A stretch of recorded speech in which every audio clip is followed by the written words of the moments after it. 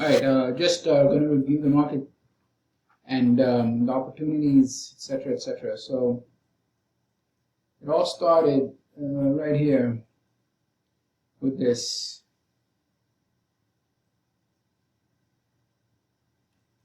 What happened here was you had buying. That's all it is. So now you had buying, you had a breakout, etc., right? So then we went down and pulled back. So 109 up, 49 down. Who's stronger? Demand. What happens? Thrusts up.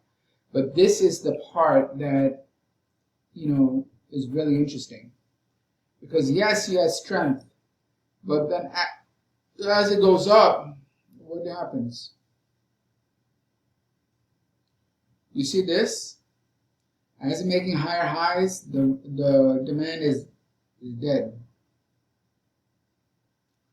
So that right there tells you there's going to be a reversal.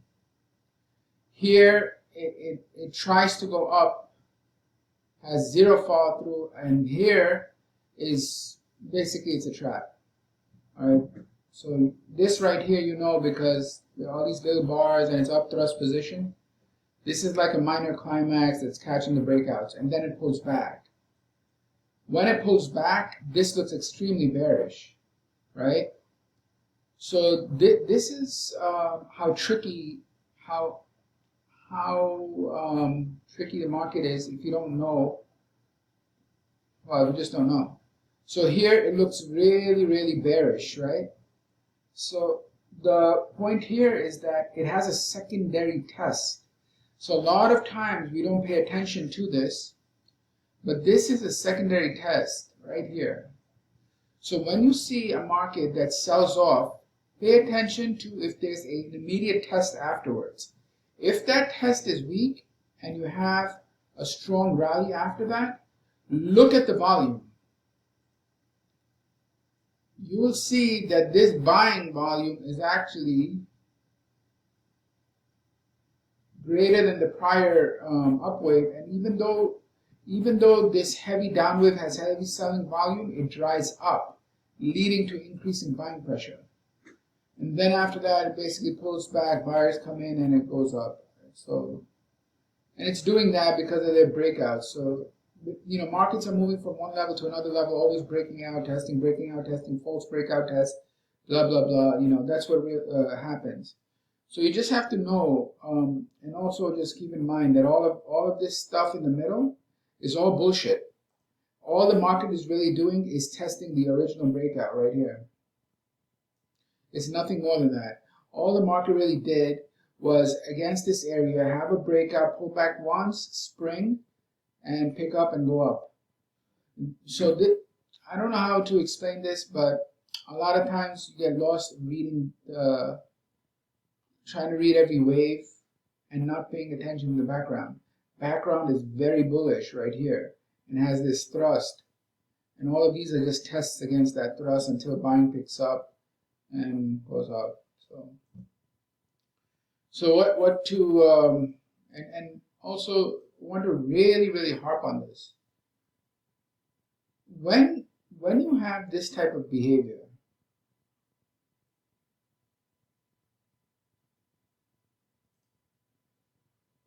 on at least 3 or 4 waves, okay? So when you have high, volume going lower, then lower, at least 3 or 4 waves, that is telling me that it better look at the down waves for a reversal.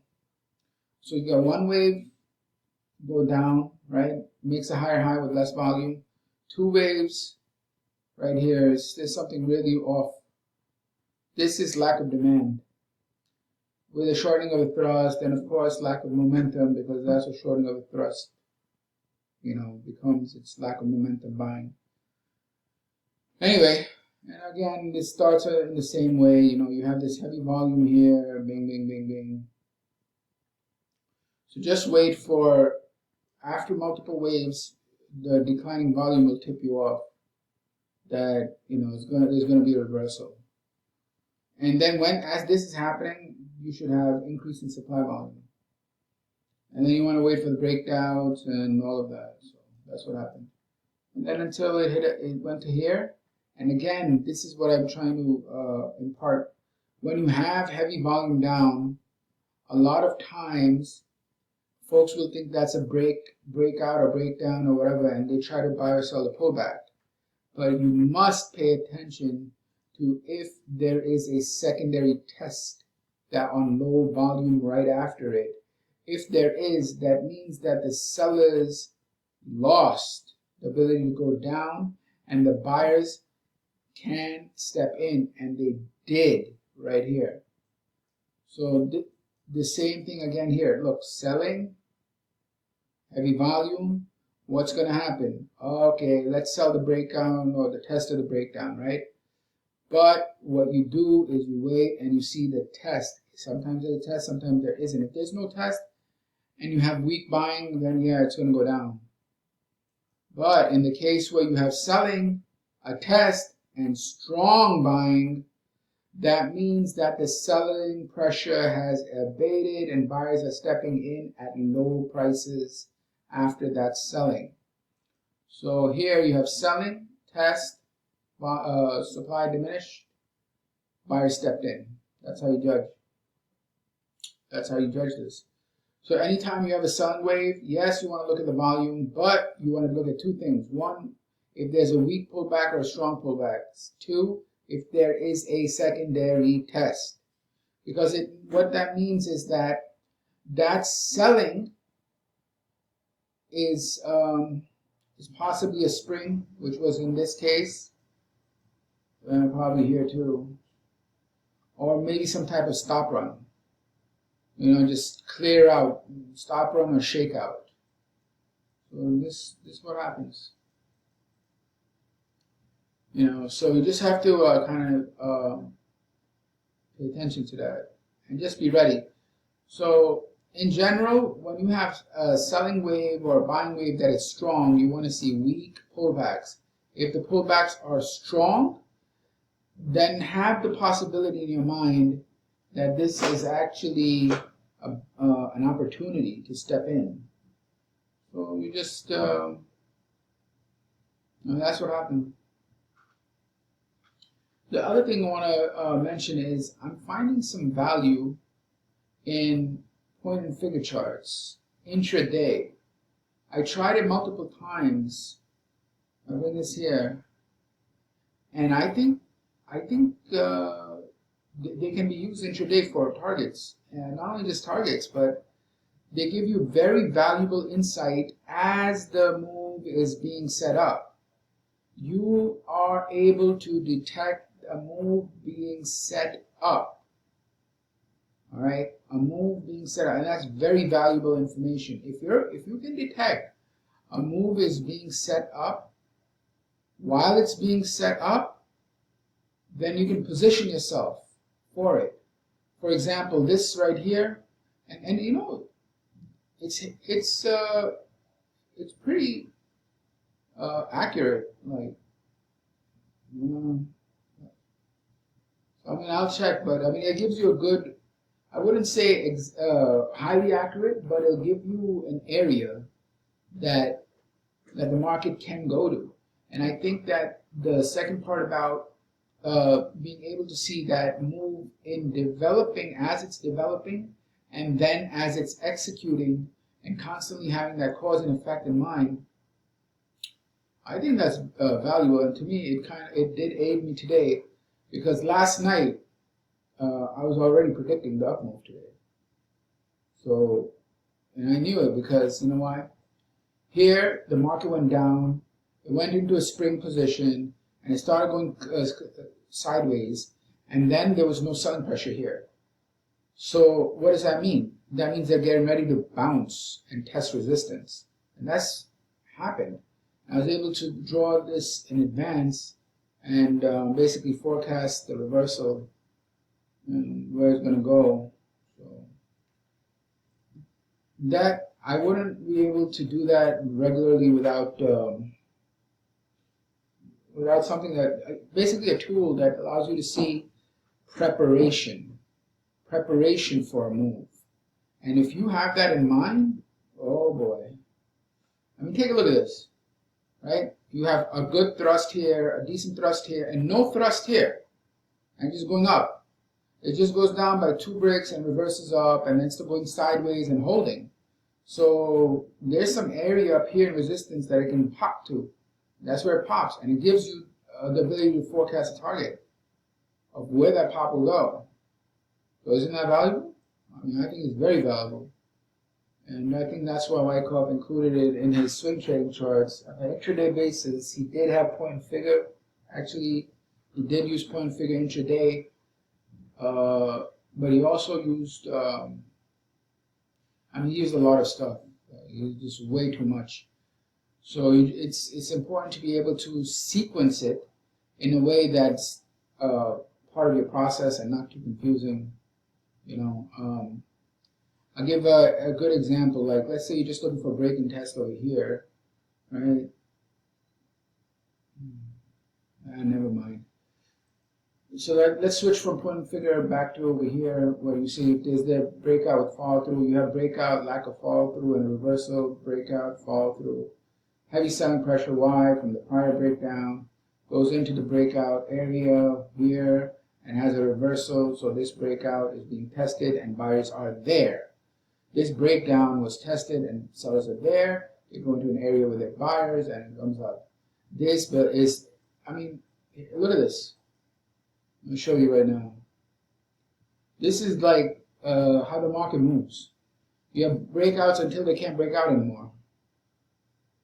And those breakouts are making higher highs and lows and all that.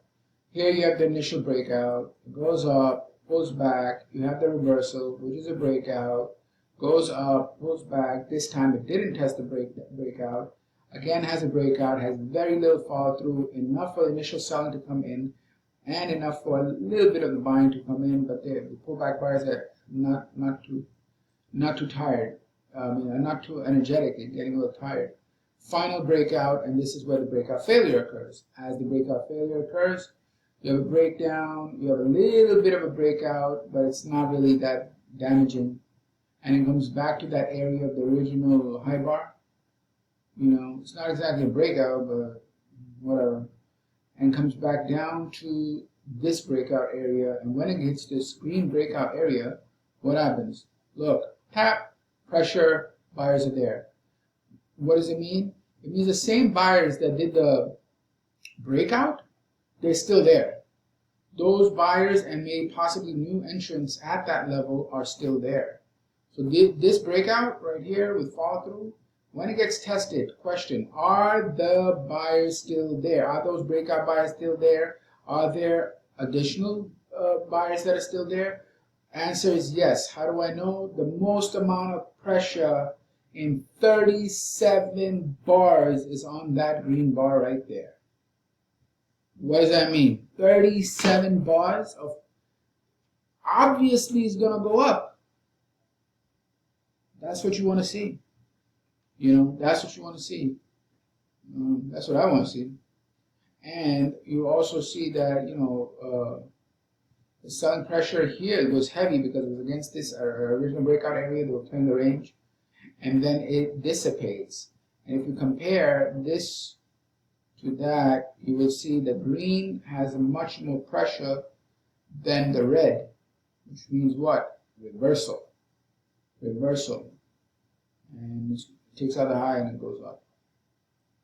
So, this is just one perspective, but, this perspective is like an easy one to see that, the market, you have waves, right? So what happens to wave highs and lows? They get broken. What happens when you break them?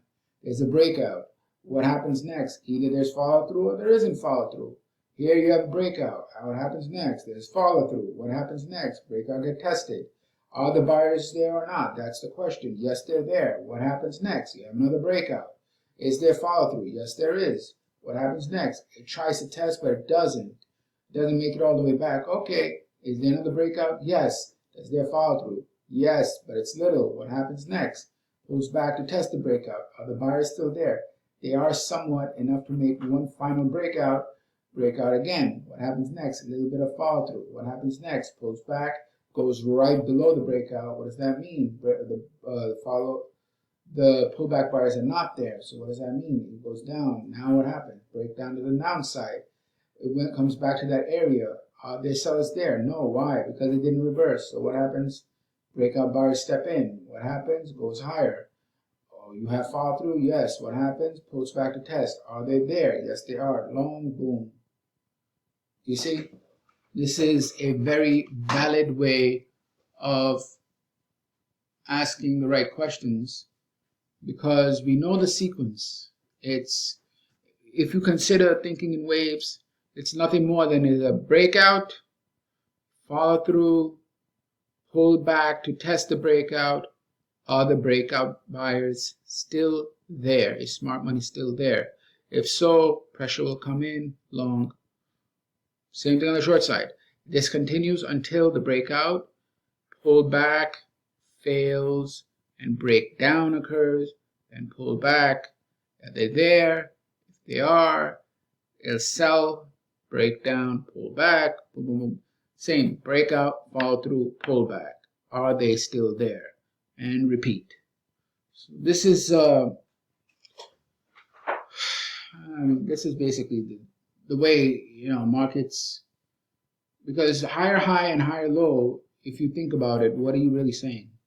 Higher high means there has to be a breakout, right? I mean, unless it's an upthrust, there has to be a breakout. And higher low is what? It's a test of that breakout area. It's either at the breakout or a little bit, higher or lower, but making that higher low, and then it makes the next higher high, which is what? Has to be a breakout. So this logic is, I think it can be used. Anyway, so that's what happens here.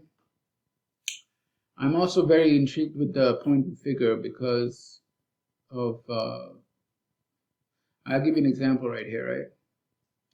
I have a target around this area. It's already there. The resistance is developing. So now, is there enough movement?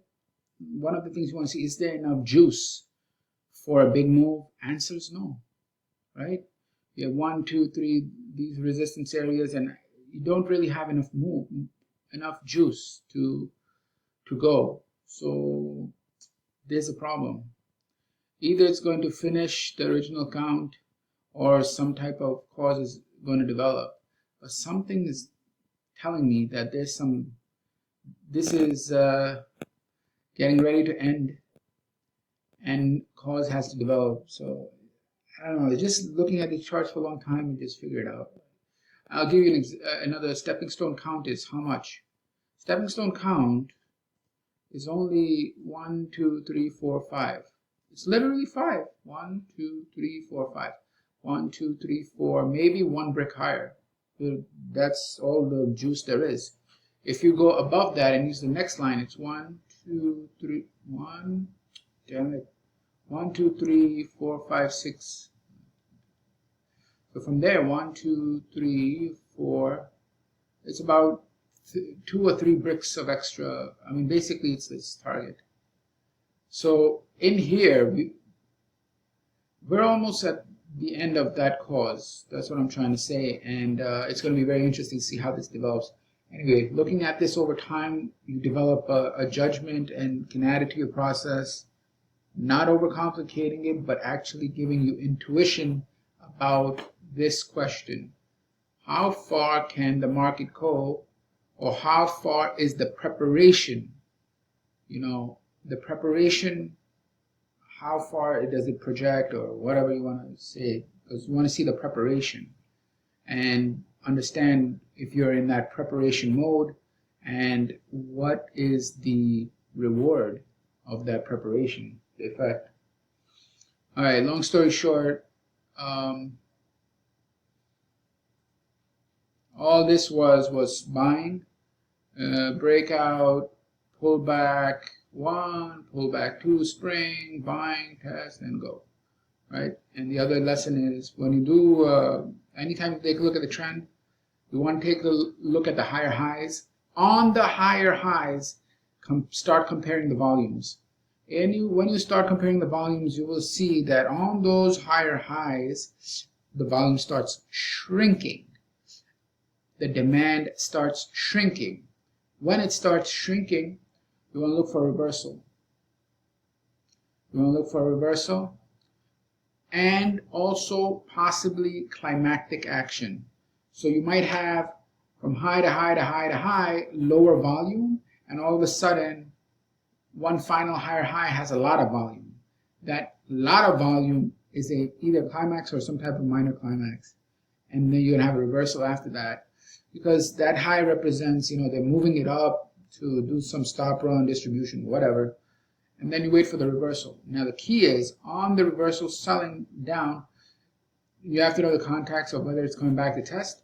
You also have to see if it has weak pullbacks.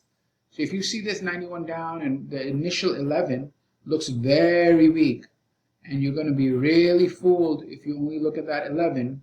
And after that, when it comes back down in 12, that's when your mind should be able to say, whoa, is this a possible secondary test? And already anticipate.